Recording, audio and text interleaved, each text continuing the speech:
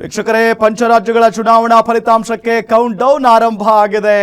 Cool ಆಗಿದ್ದಂಥ ಅಭ್ಯರ್ಥಿಗಳಿಗೆ ಇವತ್ತು tension ಅಂತೂ ಆರಂಭ ಆಗಿದೆ. ಈಗ ತಮಿಳುನಾಡು ಕಿಂಗ್ ಆಗ್ತಾರ ಹಾಗಾದ್ರೆ ವಿಜಯ್? ಸ್ಟಾಲಿನ್ ಮನೆಗ? ಇದು ಈಗಿರುವಂಥ ಪ್ರಶ್ನೆ.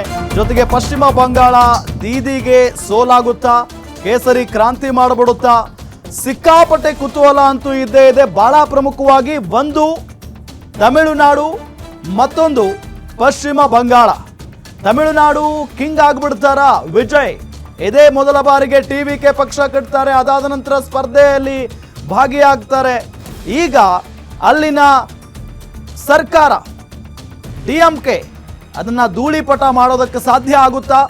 ಇನ್ನೇನು ಕೆಲವು ಗಂಟೆಗಳಲ್ಲಿ ನಮಗೆ ಸ್ಪಷ್ಟವಾದಂಥ ಚಿತ್ರಣ ಅಂತೂ ಬಂದೇ ಬರುತ್ತೆ.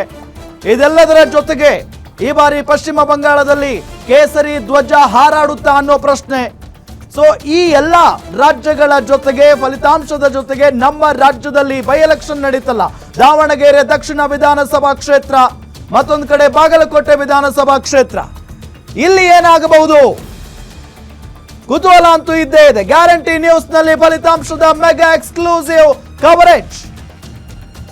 ಪಂಚರಾಜ್ಯ ದಾವಣಗೆರೆ ಬಾಗಲಕೋಟೆಯ ಪಿನ್ ಟು ಪಿನ್ ಅಪ್ಡೇಟ್ ಅನ್ನ ನಿಮ್ಮ ಮುಂದೆ ಇಡ್ತಾ ಹೋಗ್ತೇವೆ. ಪಂಚರಾಜ್ಯಗಳ ಚುನಾವಣಾ ಫಲಿತಾಂಶಕ್ಕೆ ಕೌಂಟ್ ಡೌನ್ ಆರಂಭ ಆಗಿದೆ. ಈಗ ಕೂಲ್ ಆಗಿದ್ದಂತ ಅಭ್ಯರ್ಥಿಗಳಿಗೆ ಒಂದು ತರ ಟೆನ್ಷನ್, ಏನಾಗುತ್ತಪ್ಪ, ಏನಾಗಬಹುದು ಅನ್ನೋ ಟೆನ್ಷನ್ ಅಂತೂ ಇದ್ದೇ ಇರುತ್ತೆ. ಮತ್ತೊಂದು ಕಡೆ ತಮಿಳುನಾಡು, ಅಲ್ಲಿ ಏನಾಗಬಹುದು? ಸ್ಟಾಲಿನ್ ಅವರೇ ಮುಂದುವರಿತಾರಾ ಅಥವಾ ಹೊಸ ಪಕ್ಷ ಅಧಿಕಾರಕ್ಕೆ ಬರುತ್ತಾ? ಪಶ್ಚಿಮ ಬಂಗಾಳದಲ್ಲೂ ಕೂಡ ಸೇಮ್ ಕ್ವಶನ್, ಕೇಸರಿ ಏನಾದ್ರೂ ಕ್ರಾಂತಿ ಮಾಡಿಬಿಡುತ್ತಾ? ಇನ್ನು ಕೇರಳಂನಲ್ಲಿ ರಾಹುಲ್ಗೆ ಜೈಕಾರನ, LDF ಧೂಳಿಪಟ ಆಗಿಬಿಡುತ್ತಾ? ಇನ್ನು ದಾವಣಗೆರೆ ಬಾಗಲಕೋಟೆ ಬಿಜೆಪಿ ಗೆಲ್ಲುತ್ತಾ? ಕೈಗೆ ಮುಖಭಂಗ ಆಗುತ್ತಾ? ರಿಲೀಸ್ ಆಗಿರೋ ಎಕ್ಸಿಟ್ ಪೋಲ್ಗಳ ಭವಿಷ್ಯ ನಿಜ ಆಗುತ್ತಾ? ಇಡೀ ದೇಶದ ಚಿತ್ತ ಪಂಚರಾಜ್ಯ ಚುನಾವಣಾ ಫಲಿತಾಂಶದತ್ತ ಇದೆ. ಈಗ ಸೌಖ್ಯ ಒಂದು ಬಹಳ ಇಂಪಾರ್ಟೆಂಟ್.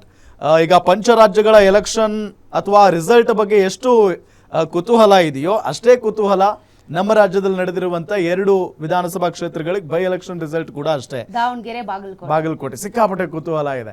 ಈಗ ನಮ್ಮ ರಾಜ್ಯದ ಜನ ನಮಗೆ ಪಂಚರಾಜ್ಯಗಳದ್ದು ಬೇಡಪ್ಪ, ನಮ್ಮ ರಾಜ್ಯದ ಹೇಳಿ ಅನ್ನೋ ತರ ಕ್ವಶನ್ ಮಾಡ್ತಾ ಇರ್ತಾರೆ. ಅದರಲ್ಲೂ ದಾವಣಗೆರೆ ಮತ್ತೆ ಬಾಗಲಕೋಟೆ ಅಂತ ಬಂದಾಗ 2 ಕೂಡ ಕೈ ಭದ್ರಕೋಟೆಗಳು.